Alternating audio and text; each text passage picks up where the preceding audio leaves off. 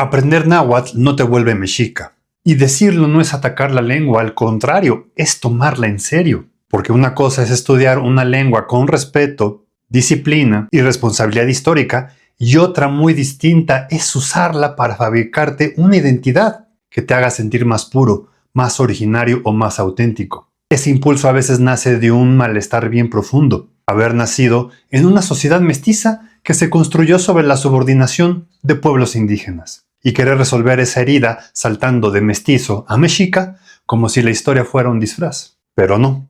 El náhuatl no está para absolverte ni para maquillarte el origen, está para hacerte pensar. Si aprender una lengua te lleva a glorificar, a sobreactuar pertenencia o a negar el mestizaje violento e histórico que nos constituyó, entonces ya no estás aprendiendo, entonces estás cayendo en ideología. Aquí en la BCMC lo dejamos muy claro, aprender náhuatl no te vuelve mexica, te vuelve, en el mejor de los casos, más responsable frente a la historia.